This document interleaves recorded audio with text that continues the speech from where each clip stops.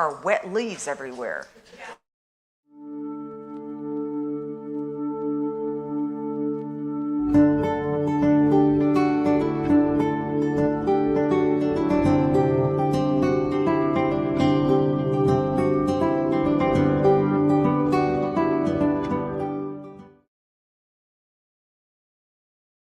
Good morning and welcome.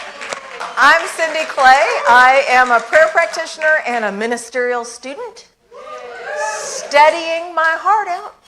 And we are here this morning to celebrate fall. And let's start with music. Well, good morning, everyone. If you're able, will you stand with us and we'll sing into this day together. In the name of love, with a heart of grace, overflow in us, decorate this place. As it is below, so it is above. May we always stand in the name of love. When the veil is gone, there's only one of us, only one, in the name of love.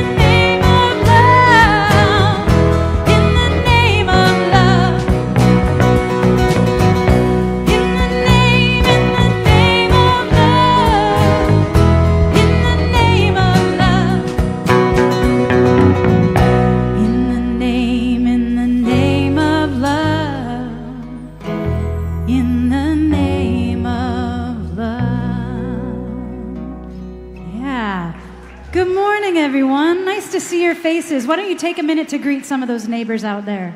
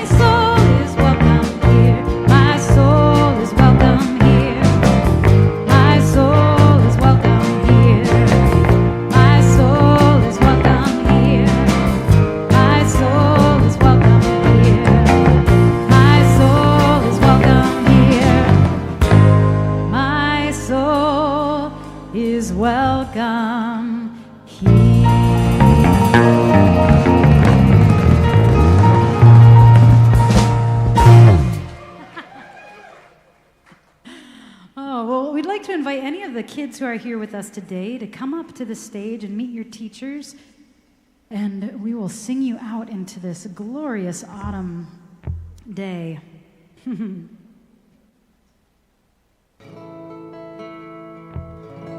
All right, well, let's sing Hooray for the World. We're glad to be on it. Hooray for the world, I'm glad to be on it. Hooray for the world, I'm glad to be on it. Hooray for the world, it's a special place. Got Mother Nature and the human race. The world's got trees and bumblebees, rivers and lakes and the open seas, mountains and valleys and animals too, and a sun that shines on me and you. Hooray for the world, I'm glad to be on it. Hooray for the world, I'm glad to be on it. Hooray for the world, it's a special place. Got Mother Nature and the human race. We got Mother Nature and the human race.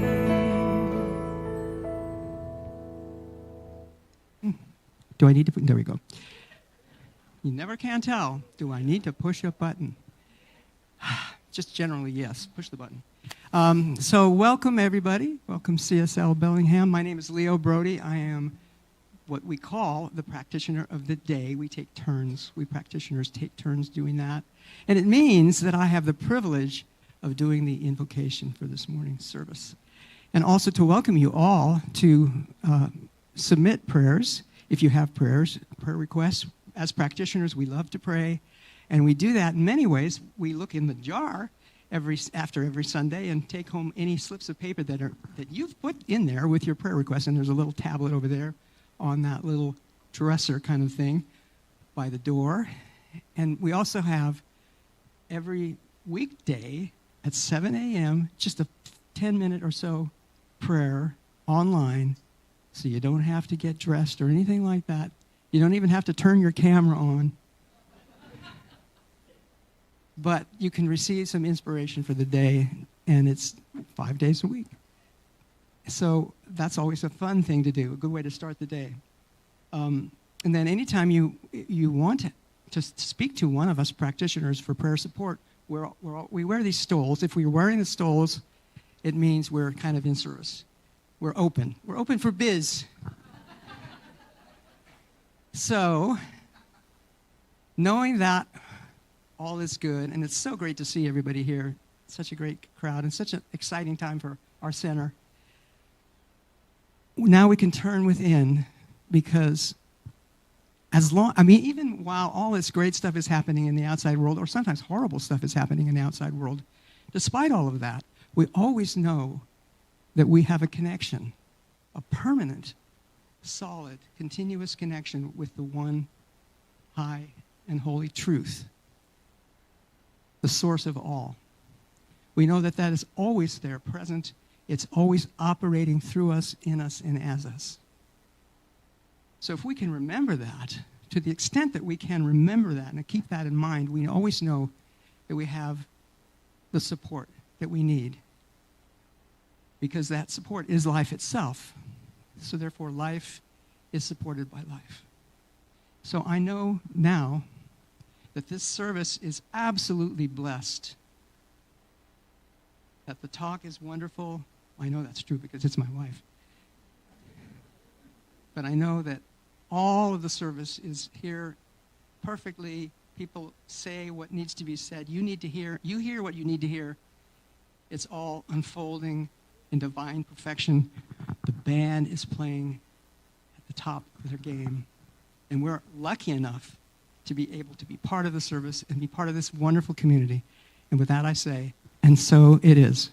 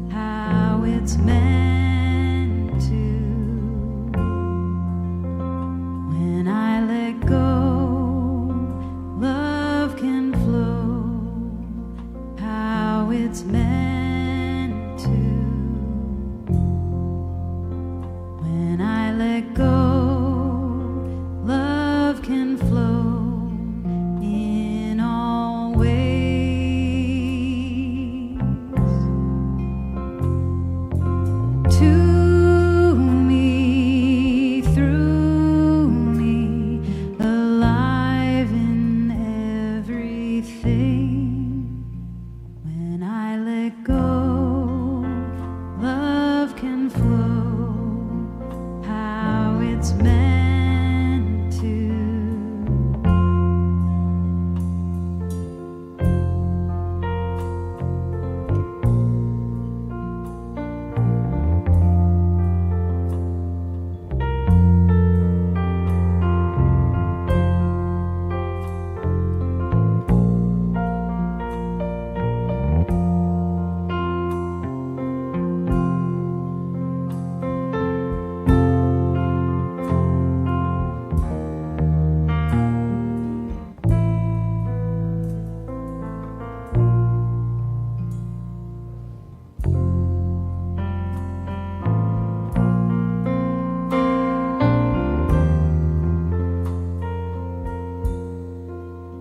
When I let go, love can flow how it's meant to.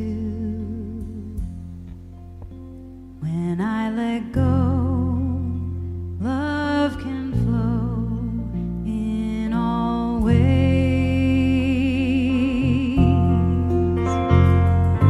to me, through me, alive in everything. When I let go, love can flow how it's meant to.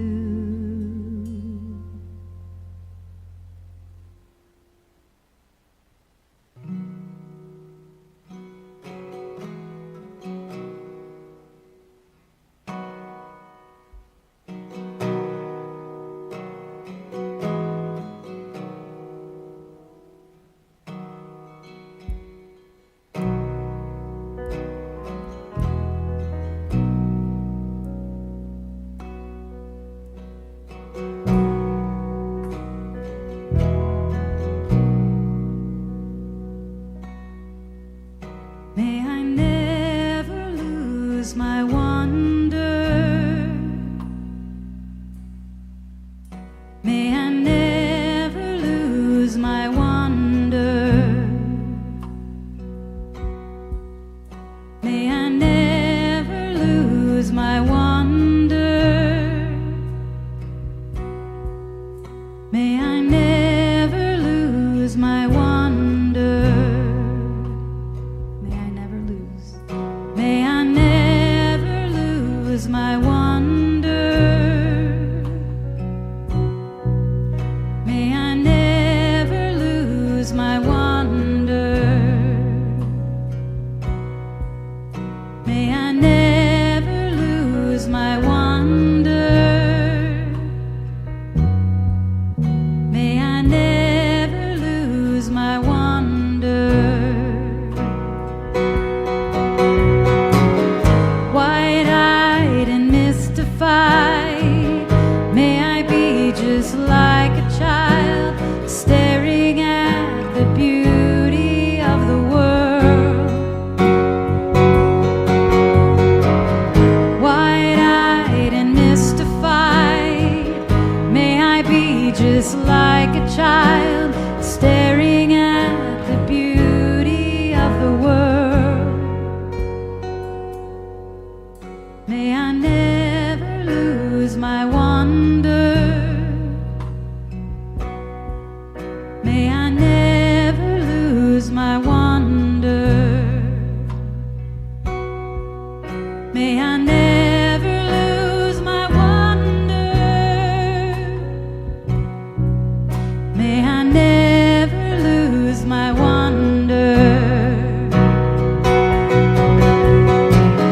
Wide-eyed and mystified, may I be just like a child, staring at the beauty of the world. Wide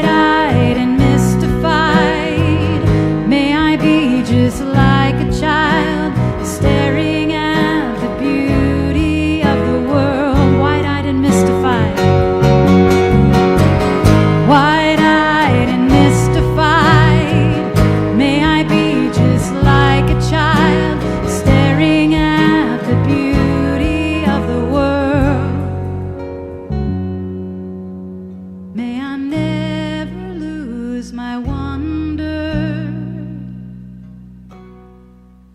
May I never lose my wonder. May I never lose my wonder. May I never lose my wonder. May I never lose my wonder. May I never lose my wonder.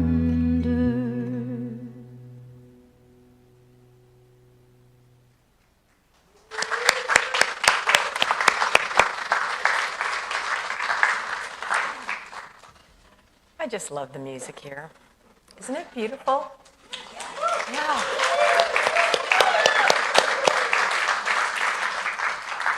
Well, I'm really glad to be here this morning. And when I was getting ready for this talk, which is Radiating Your Real Worth, I started to think about Edwene Gaines. Now, how many of you have heard Edwene Gaines speak? Yeah, I've heard her several times.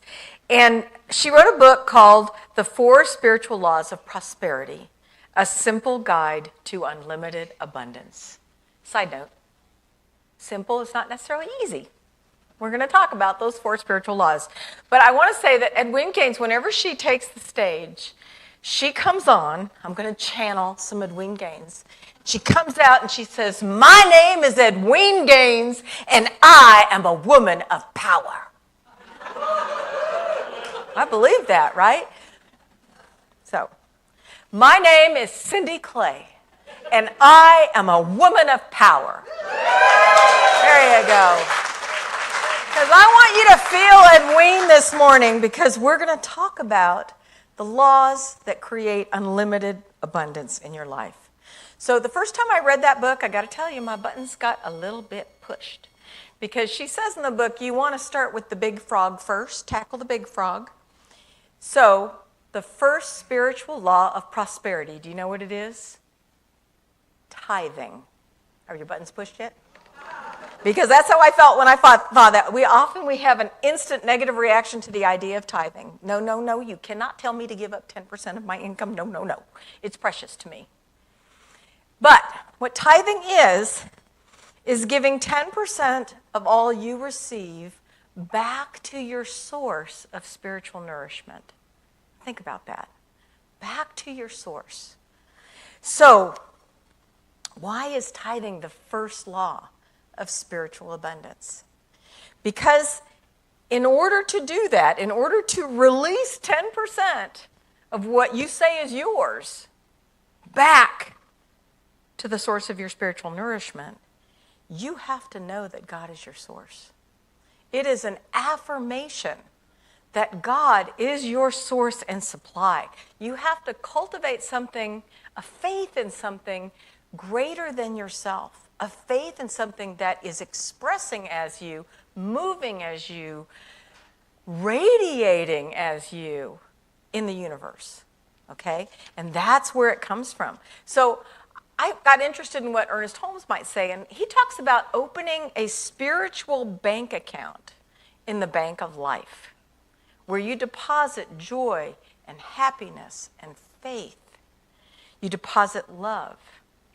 And you do that because you're gonna hit times when it feels like an emergency or a crisis, where you have a health crisis or something happens that hurts you, okay? And so Ernest Holmes says you want to have that bank account filled so that you can draw on it in times of crisis. You can draw on it with confidence. So he tells us that our bank account, the bank of life, this is a quote, is the real substance that we can draw upon to purchase every good and beautiful thing that life has in store for us. Here alone are peace and joy and certainty. Here alone is freedom from fear and doubt. Deliberately close all your accounts with the lesser banks and learn to turn daily to the one and only supreme source, which is God. So I just want to be clear, the lesser banks are not like Bank of America and Chase Bank and BECU. You can keep those bank accounts open. The lesser banks are your accounts in the bank of fear, in the bank of doubt, in the bank of hate, in the bank of victimhood. He says, close those accounts. So tithing is a declaration of faith that affirms that God is your source, all right? A powerful stand. So Leo and I have tithed for over 25 years. And I got to tell you, we don't regret it one little bit. Because all our needs have been beautifully met over our time together. Now, does that mean that we never had financial difficulties? We never ran into challenges? Nope, it doesn't. But that constant commitment to our spiritual source, to giving back to the source of our nourishment, has always supported us. And all our needs have always been beautifully met. In fact, there was one year, so we had a business together, a training and development company, and one year we just didn't do as well as I expected that we would do. And we, through the year, were not able to pay ourselves as much as we had done the previous year, but we kept making that commitment. We kept fulfilling the commitment that we had made. And at the end of the year, as I was looking at our finance, I realized that we had actually given 20% back to the source of our spiritual nourishment. And it was kind of like, oops. But, we didn't notice during the year because all our needs were met throughout the whole year. It was quite amazing. So if this whole tithing business feels impossible, like just no way I can do that, I want to tell you about another book. And it was written by another spiritual teacher of prosperity and abundance named Florence Shin. Have you heard of her? So she wrote a book called The Game of Life and How to Play It. And what I love about that is when you make it a game, doesn't it instantly feel like, oh, I can do a game, right? That's easy. So make it a game. So as you're thinking about, we're in the middle of our intentional giving campaign, and as you're thinking about what is yours to do to contribute to this spiritual community, maybe you have never made a pledge. So maybe that's yours to do. Maybe that's the first step toward tithing, is just to make a commitment to give 1%, 2%, 3%, whatever it is that's right for you, to just make the commitment, write it down, and go, I'm doing it, and I'm doing it month after month, instead of leaving it kind of willy-nilly whenever you feel like you have some money. And you can also put that into automatic giving, which I highly recommend. So I highly recommend that you just make that a regular thing that happens, comes out of your bank account. You can do that through the office. We're happy to set that up for you. Because that is the first step to building your faith in an abundant universe. And you can always call the office and adjust it up or down, depending on how the year is going. Because that's the other thing that often stops us, is we think, well, I don't know. Especially if we're entrepreneurs, we think, I don't know how much money I'm going to make. Well, take a wild guess and then see how the year unfolds, and maybe you get to increase it because the year is going really well. Maybe you have to notch it down a little bit. That's okay. Because this is about making the commitment. Here's another baby step toward tithing. And this one I actually think is really fun. And that is to tithe 10% of your unexpected income. So it's not what you regularly make. It's, I'm gonna play with tithing on anything unexpected. I will tell you that last year, Leo and I got a check from the Treasury Department. And we're looking at this envelope going, that looks very official. And we opened it up, and there was a check for $2,800. And we were just like, that must be a scam. We're like holding it up to the light, trying to see, is this real? And we finally realized that there had been a pandemic benefit where the government sent $1,400 to individuals, and we never received that. We never thought about it. We never claimed it on our taxes as a tax credit. And so this was the U.S. government going, hey, you guys, here. Well, we looked at that. We were like thrilled to have unexpected income, but we immediately went, we're tithing on that. So we sat down and wrote a check for $280 to CSL Bellingham. And it felt so good to share that bounty that had just come to us, surprise, and to go, thank you, God, and to give back 10%. So you can make a game of it, keep a journal, record anytime anybody gives you something, right? If someone takes you out to lunch, they say, hey, I'll cover this. Write down the amount of your lunch in your little journal. If somebody buys you a latte, write down the amount of the latte. At the end of the month, total it up and give 10% of your unexpected bounty back to your source. Okay, so that's another way to play with it. Edwene says, just by opening your mind to the concept of tithing as a cornerstone of a prosperous life, you have taken the first essential step in your spiritual journey. Okay, so for some of you, you're like, move on. That's okay. We're going to talk about the second spiritual law. And the second spiritual law is goal setting. I know some of you are breathing a great sigh of relief because you set goals all the time. You're like, that I can do. But here's the thing. For some people, goal setting feels really risky. Isn't that funny? It's like not a comfortable process to put down on paper what you think you're going to accomplish, what you say you're going to do. I've taught goal setting for years because I taught leadership development programs, and so I can't tell you the number of people who tell me, I do not like to set goals. And I don't like it because I'm afraid I'm going to be disappointed when I don't reach them. Or I'm afraid that if I don't reach them, I'll feel like a failure. I don't want to have that experience, so I'm just not going to set them. I'm just going to putter along here, doing my work, let things flow. But here's the thing about goals. Goals simply describe what you intend to accomplish. This is where I'm putting my energy. This is where I'm directing my energy. That's all they do. Now, for me, I love vision boards. I love thinking about what is it I want to accomplish and then putting that into a vision board with all the pictures of it. So I had a vision board up in my office before we moved to Bellingham from Seattle. And it had on it a picture of Greece and Peru and Egypt. These were all places I want to go. So that was 7 years ago, and guess what? I have taken all those trips to all those places. That was my intention. I did it. There was a picture of a house. We knew one day we were going to move to Bellingham because our grandkids are up here. And there was a picture, I found a picture of a view from a deck of a house of Bellingham Bay and Lummi Island. And I looked at that picture for 2 years. When we moved to Bellingham, guess what we bought? A house with a view of Bellingham Bay and Lummi Island. Okay? I had a picture on there of me speaking to audiences who adored me. Yeah, guess what? Yeah, so that's really all we're talking about here is, are you drifting aimlessly or are you directing your energy? Okay, that's really all that goal setting does. And that is the second spiritual law. And there's a reason for that.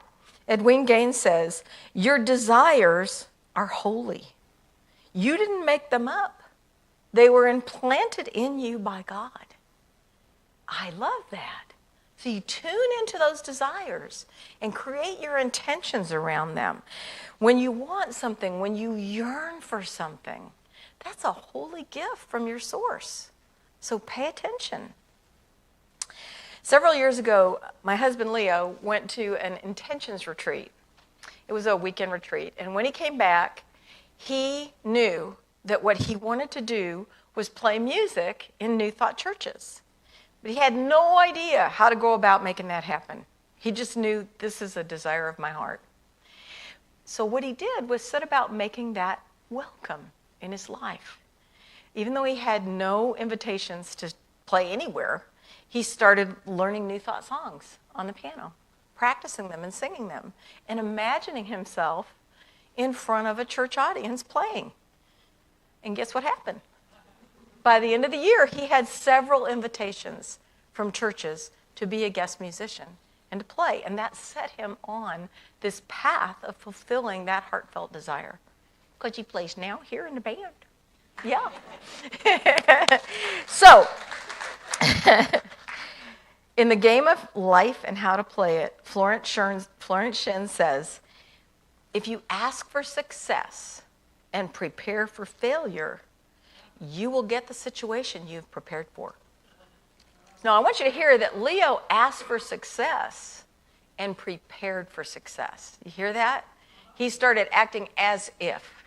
But when I read this quotation, it took me back because I realized I was always making backup plans. People, my backup plans have backup plans. I'm ready for anything. It's like I was saying, here, God, you take a crack at this, but if you can't do it, I've got my backup plan, right? Because I really just wasn't trusting fully. So you can see why goal setting is the second spiritual practice. Because when you set that goal, you have to partner with the divine. So make it a big one. Make it a big goal that you feel like I can't possibly do this by myself. That's the place where your source rushes in to support you. Okay? Edwin says, you are a child of God. You are an expression of the Most High. You are a point of light within the greater light. Almost anything is possible that you want to achieve. Whew. This is why I love Edwin Gaines. To me, that's so inspiring. All right, let's look at the third spiritual law. And the third spiritual law is forgiveness. Now, I know I've talked about forgiveness before because this law is really important to me. Here's Edwin telling us this is so important. It's one of the 4 spiritual laws that leads to an abundant life.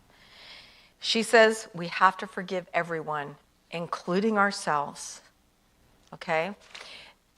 I'll read what she says. The person who has learned to forgive themselves simply and directly, and who has come to believe that God eternally forgives, and who has learned to forgive all others, finally comes to a place where they know that the divine is for them, not against them. They reach a place where they know that love is the great reality. So when we forgive, we get peace of mind, we get serenity, we stop letting negative emotions run our lives. That's where we feel the power of it. But the reason it's a spiritual law is because it demonstrates that we know the universe is for us and not against us. You've probably heard the expression, the universe is in a conspiracy for my benefit, right? That is the concept of pronoia, the opposite of paranoia. Okay, pronoia says I'm waiting for something good to happen, right? I'm not waiting for something bad to happen, that other shoe to drop. I'm expecting good to happen. So the way we begin to trust the eternal givingness of life is we forgive. And we realize the universe never punishes. The universe loves. We stop waiting for people to get punished for their mistakes. We stop thinking we're being punished for our mistakes. We forgive ourselves for our mistakes. We forgive other people for their mistakes. Now, we do sometimes suffer the consequences of our mistakes. If we're misusing spiritual law, we'll experience things that we don't like.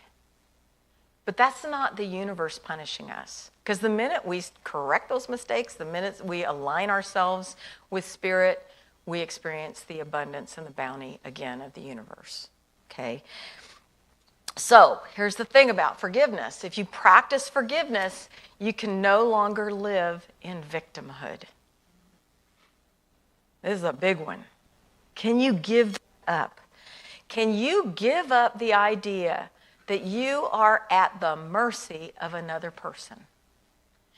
Can you give up the idea that you are at the mercy of a politician, of an administration, of a government, of any organization? Can you give that up? Because when you do, when you forgive them all, and you align yourself with the universe that only loves, there's no place for victimhood in that. Ernest Holmes tells us, you cannot enter the kingdom of abundance bemoaning your lot. Thank you, Ernest. That's real clear. Okay? If I want to be in the kingdom of abundance, I have to embrace this idea that the universe is here, loving me, supporting me, benefiting me. And it is doing that for everyone else. All right, our fourth spiritual law. So the fourth spiritual law is to discover and follow your life purpose. That sounds easy. I'm just laughing because I know some people were like, I don't know what my life purpose is. But you know, it's interesting because when I look back at my life, I see my life purpose in how I related to people and situations. Okay, I can see it all the way back to high school and middle school. I can see, as I do that what gives me joy, what gives meaning to my life, is influencing my behavior. And you can see the same thing. What activities and practices do you engage in, and have you engaged in your whole life, that allow you to serve humanity, that allow you to experience joy in your expression, and that harm no one, including yourself? And in that, so you can reflect, look back, take a look at what's moving through you, you'll see your life purpose. And it's really fun to put that into words. Here's a quote from Ernest Holmes. When life created us, it gave us the two great endowments of God, the two highest gifts of heaven, love and creativity. Love, so that we may have confidence in life, a sense of security and peace and joy in living. Creativity, so that we can really live as persons and express ourselves individually. Life has done very well by us. Would it be too much to say that God has given us the best and then let us alone to discover ourselves? I love that. My purpose, your life purpose, is to discover your individual way to use the God-given gifts of love and creativity. I'm carrying that thought into my whole week next week, to just see where I have the chance to show up expressing love and creativity. So throughout my life, as I've looked back, I can see that I have always helped people value their talents. I have always been a witness to the best in people. I have always held the space for them to show up to be who they truly are and to live life full out. And so, because I'm in ministerial school, I got a chance to kind of think more about that and finally put that purpose into words. And this is what I say. My purpose is to help people discover, trust, and live their spiritual magnificence. Now, that's mine. Okay, and I'm inspired by that. That makes me happy. I live that purpose even when I'm playing pickleball. So if you're wondering what your divine purpose is, if it's not clear to you yet, because I know for some of you it's very clear, you can put it into words. But just take some time to reflect on how you seem to show up when you show up in service to a community, to a relationship, to other people. And see if you can put your divine purpose in writing and put it in words, because I can tell you it'll give you great pleasure to be able to do that and then practice living your divine purpose. So we've been talking about four spiritual laws of prosperity. And the first, play with tithing. Okay? Give back to the source of your spiritual nourishment. Freely give back. The second is set goals. Intentionally direct your energy toward what you want to manifest in your life. The third is forgive everyone, including yourself. Give up victimhood. Life only wants good for you. And the fourth is discover and follow your unique life purpose. And when you do that, you will radiate your real worth and you will live a life of unlimited abundance. So let's take that into prayer.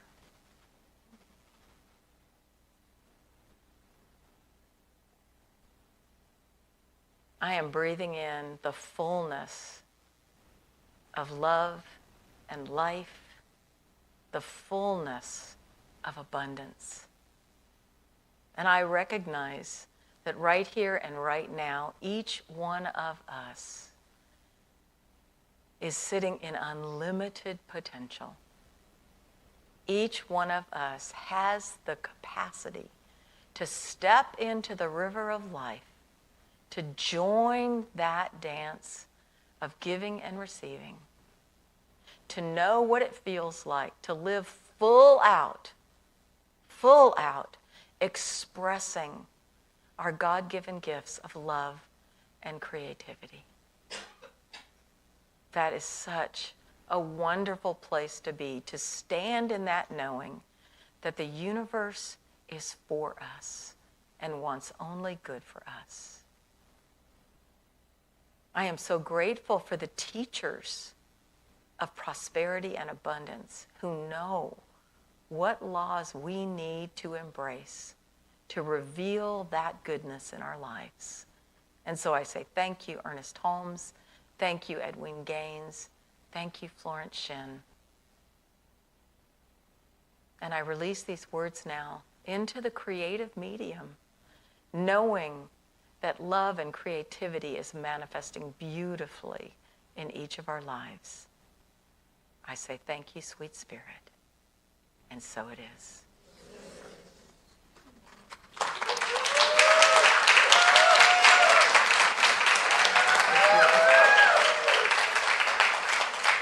All right. It's you. It's you. I just usually go sit down because I forget that I have to do the offering, and then I come up, so I remembered today. All right, so we're at that point now where we get to share from our unlimited, abundant good. Woohoo! And I just want to thank you for all you contribute to this community in your time, in your talents, in your wisdom, and in the sharing of your financial good. It's all appreciated. It allows us to really love and grow together in community. So thank you.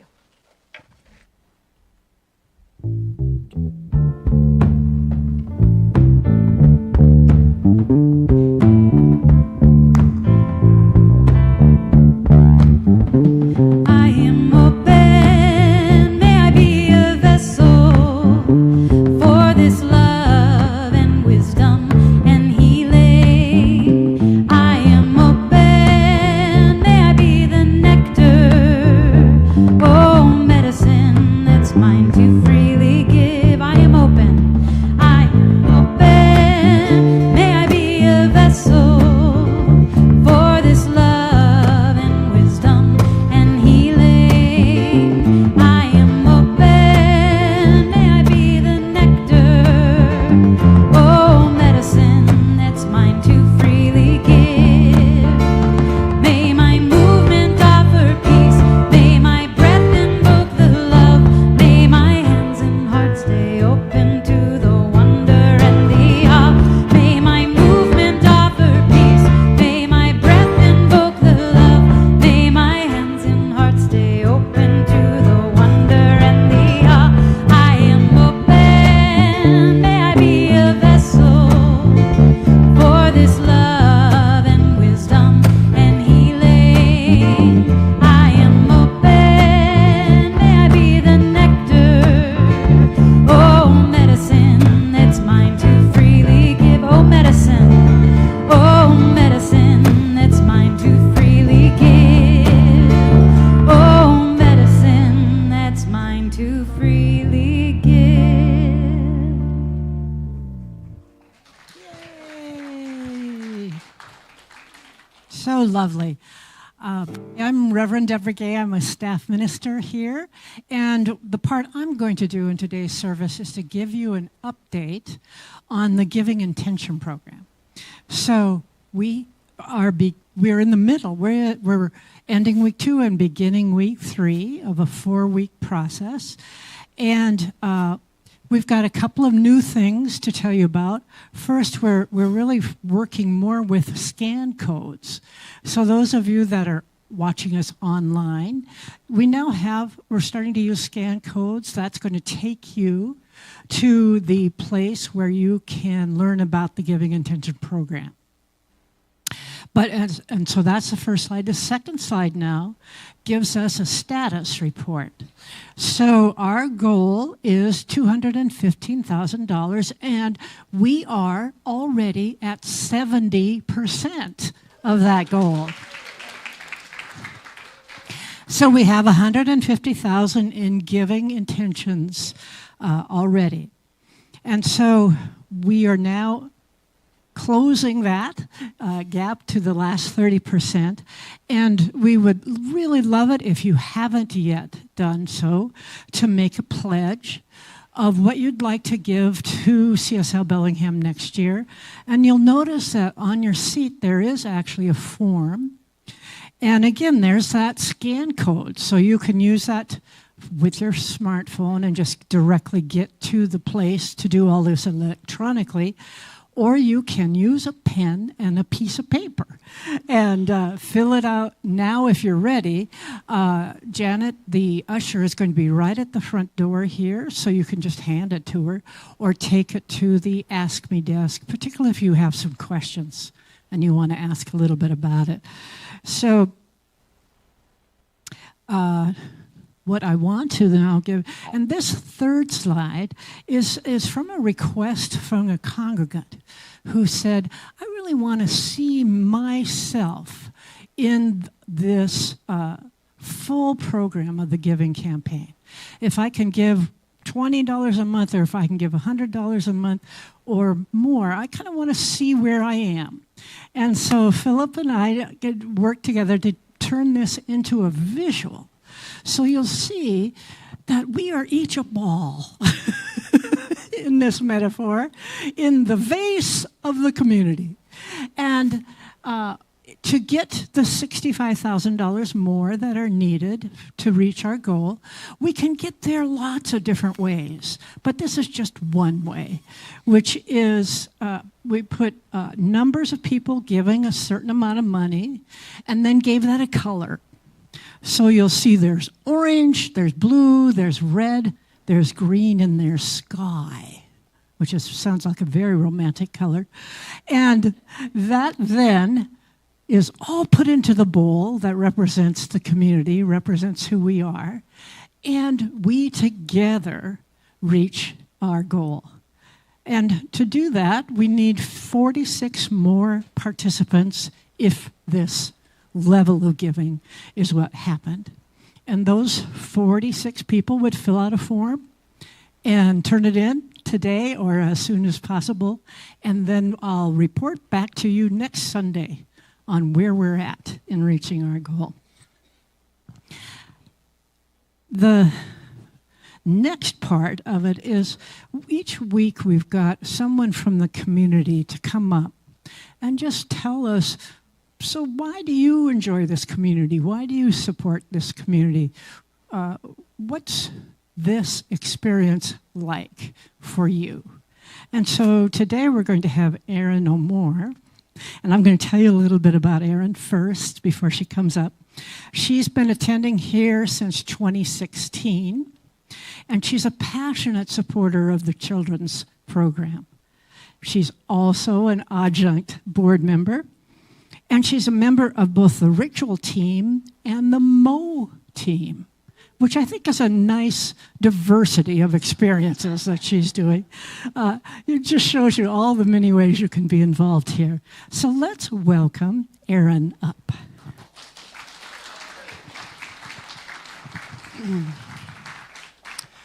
Good morning.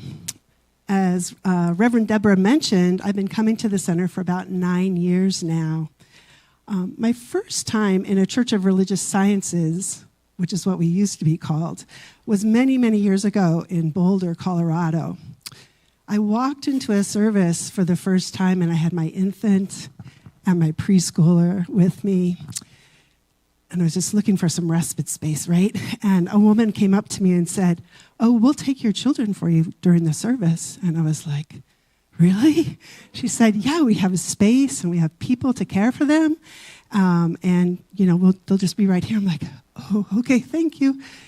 I might have cried a little bit, I had an hour to sit and to sing, hear an uplifting message, and being a really loving community. I'm so grateful to those folks. It was just what I needed as a tired mom looking for inspiration. But I have been a spiritual seeker actually before I had children. I first explored the New Thought movement through Unity Spiritual Centers. As a recovering Catholic, it was refreshing to reinterpret the Bible teachings through a metaphysical lens. The New Thought ideas of Charles and Myrtle Fillmore gave me a foundation for expanding my consciousness as a young adult. And it's been interesting now that it's been interesting how I've been drawn into different teachings in spiritual communities over the years. Each one has been the just right fit for me on my spiritual path. Coming to this center during a time when I was craving a richer message in spiritual community was, for me, divine timing.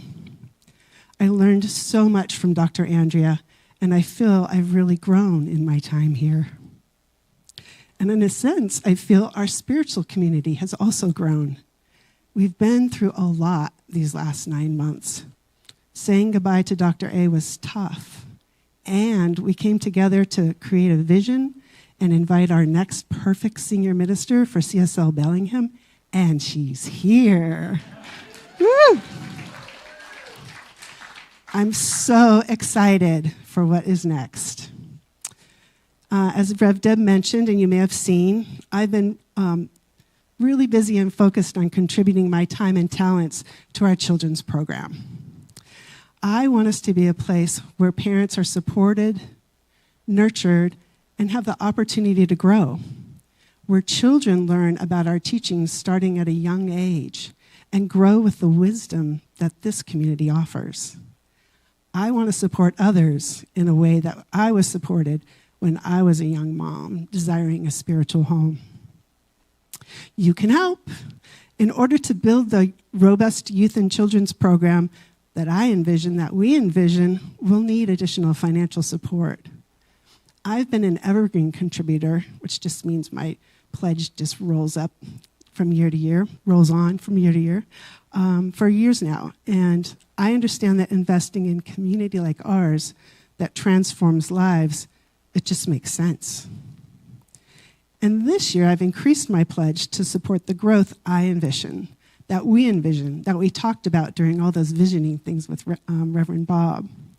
So I hope you'll consider pledging and maybe increasing your pledge if you already do, so that together we can be a place of learning and growing for years to come. Thanks.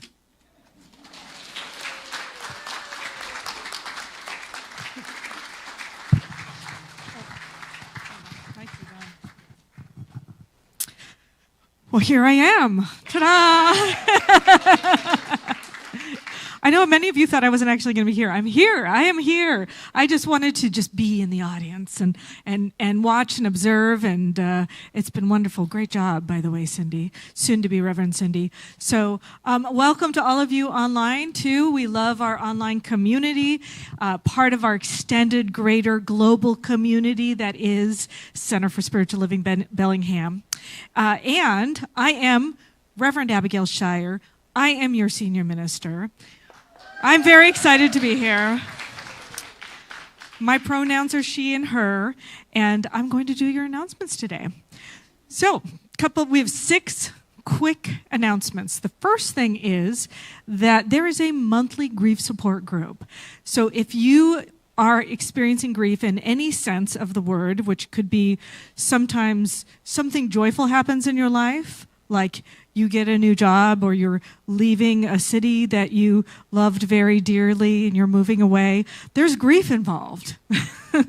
Or there's grief involved in any change. So if you're experiencing grief in any change at all that's happening in your life, I would encourage you to go to the grief group that's here. Is it in the classroom? Where is it?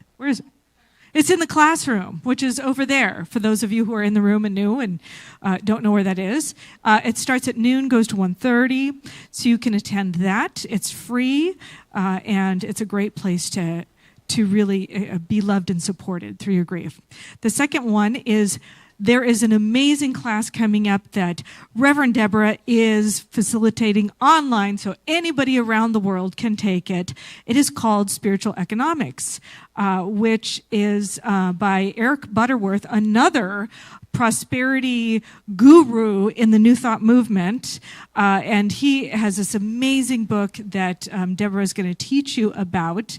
If you want to explore the aspect of prosperity in any aspect of your life, it's not just money. It could be prosperous health, connections, friends, community, any area that you want to expand your prosperity, you can sign up for this class and take that. It is a certificated, accredited class. So if that's important to you, just so you know, it is one of those. It starts on November 13th. All right, and the next thing is Cindy hosts a monthly Spirit at Work breakfast, which is happening on Wednesday, November 5th. And this is going to have the featured speaker is Sandy Levy-London, who is talking about networking your waking dreams. And she wrote a book called The Art of Personal Marketing. So if you're interested in learning how to market yourself, this is a great opportunity. So please register for that Spirit at Work breakfast. It's in person. There's actually breakfast served. It's fun and connection. So it's all business and spirituality, which I love. All right, the next one is Day of the Dead, All Souls Day is happening on November 2nd. And if you are interested in honoring anybody who's passed in your life, including animals, we encourage you to bring a photograph.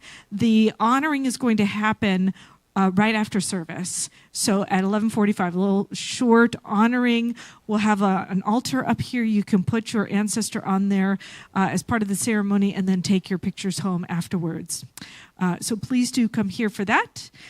In addition, we're doing a service project, which is something that has happened many years, which I've heard. Very exciting. Care cookies for the unhoused.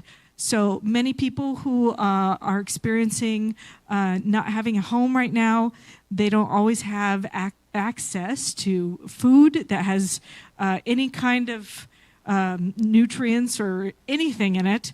And so if there's some cookie dough, there's a cookie dough making party. So you can sign up to deliver ingredients, you can sign up to make the cookie dough, or you can sign up to bake the cookies, and those will be delivered. So they're high-fat, high-calorie cookies that can be delivered to our unhoused neighbors. And the last, but by no means least, announcement is we have a teen youth group. So if you know any teens, you want to have teens continue to come here and participate in our amazing youth program, the next Sunday that the teen group will happen is on November 2nd. So that is the end of my announcements. I believe it's on to you, Tabor. So long.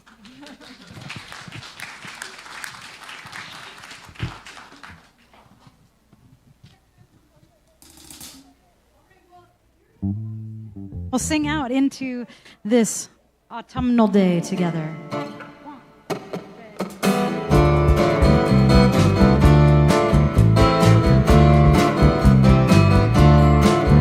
I can feel the power of love inside me. Feel the power of love. I can see the evidence around me.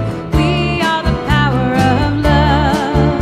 And my eyes are open to the truth I now